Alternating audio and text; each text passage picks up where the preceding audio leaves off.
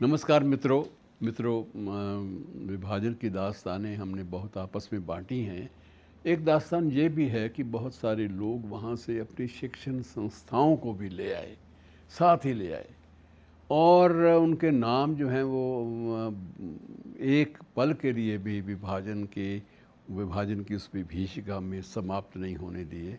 मैं आपको सिर्फ एक शहर की दास्तान ले चलता हूँ जहाँ उसकी ओर आपका ध्यान खींचता हूँ। उसके बारे में थोड़ी सामग्री आपस में बांट लेते हैं कि एक शहर किस तरह से विभाजन पूर्व की स्मृतियों को अपने शिक्षा संस्थानों को साथ लेकर चला आता है।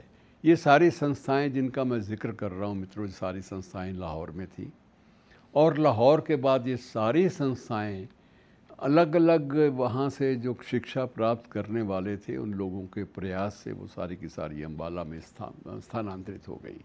अम्बाला में शरणार्थी भी आए, लेकिन साथ में संस्थाएं भी ले आए, और इसमें सबसे बड़ी जो संस्था है वो डीएवी कॉलेज वहाँ का, अम्बाला शहर का डीएवी कॉलेज आज भी डीएवी कॉलेज लाहौर कहलाता है, और उसका जो भी भवन है उसके बाहर भी डीएवी कॉलेज ब्रैकेट पे लाहौर दिया गया है, ताकि एक पहचान उन दिनों की बनी रहे। और इसी प्रकार से मित्रों बहुत सारी संस्थाएं हैं, सिर्फ ये नहीं है। उसके बाद द ट्रिब्यून समाचार पत्र समूह, जो आज भी उत्तर भारत का सबसे अधिक प्रामाणिक और विश्वसनीय समाचार पत्र माना जाता है, आज भी उसकी प्रतिष्ठा है। उसकी स्थापना भी लाहौर में थी, और लाहौर से उनका सारा का सारा जो ट्रस्ट था वो पूरे संस्थान को ही ले आया। और शुरुआती दौर में तो बड़ी ये दिलचस्प बात है, शायद ट्रिब्यून के वर्तमान संपादकों को याद भी होगा कि नहीं होगा, कि वो मशीनों समेत ही ट्रस्ट वहाँ से अगस्त के दूसरे सप्ताह में मशीनों समेत उसको ले आया था और शिमला में जाकर ट्रिब्यून निकालना आरंभ कर दिया था।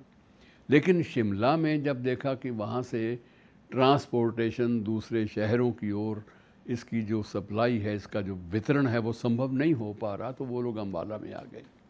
और अम्बाला में पूरे 4-5 दशक तक ट्रिब्यून समारोह, ट्रिब्यून कॉलोनी, अर्थात वहाँ के जो कर्मचारी थे, संपादक से लेकर नीचे चपरासी तक, सभी के लिए अलग अलग स्टाफ क्वार्टर, ये भी एक वहाँ की परंपरा रही है ट्रिब्यून समूह की। और वो ट्रिब्यून समूह लंबे अरसे तक अम्बाला में ही रहा, और आज भी वहाँ पर ट्रिब्यून कॉलोनी के नाम से आवासीय जो परिसर हैं, रेजिडेंशियल कॉलोनीज़ आज भी बनी हुई हैं। यद्यपि ये सारा का सारा समाचार पत्र समूह कालांतर में, क्योंकि इसका प्रसार होता गया, पहले सिर्फ अंग्रेज़ी में था, अंग्रेज़ी के बाद फिर हिंदी और पंजाबी शुरू हुए, तो परिवार बड़ा होता गया, तो इसे चंडीगढ़ में स्थानांतरित कर दिया गया। और चंडीगढ़ में विद्या ट्रिब्यून समूह जो लाहौर का हिस्सा था, जो विभाजन के समय वहाँ से अपनी मशीनों के समेत यहाँ लाया गया था, वो अम्बाला में आके स्थापित किया।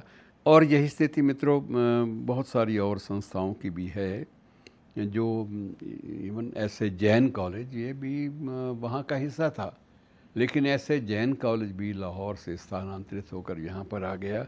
तो इतनी संस्थाएं साथ लेकर आने वाले लोगों ने सबसे पहले बसेरा किया अपनी स्मृतियों, अपने रिकॉर्ड के साथ बलदेव नगर कैंप में। बलदेव नगर कैंप आज भी कैंप कहलाता है, यद्यपि उस कैंप को स्वरूप बदले हुए उसका, अब देख लीजिए 8 दशक होने को हैं लगभग।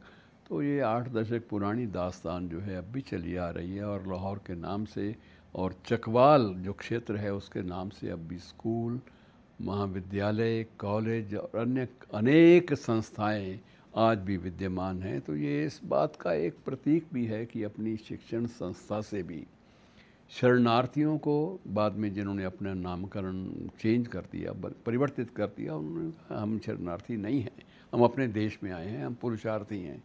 तो एक शरणार्थी के रूप में, लेकिन एक ठप्पा लगवा कर आए थे वहाँ से, और साथ में वो ये नहीं भूले कि वहाँ की स्मृतियाँ, वहाँ के स्मारक, वहाँ के अपने शिक्षा संस्थान वो पूरी गरिमा के साथ लेकर आए। मित्रों, ये भी एक विभाजन की विभीषिका के सुखद जो पृष्ठ हैं, हमें उन्हें भी भूलना नहीं चाहिए। धन्यवाद।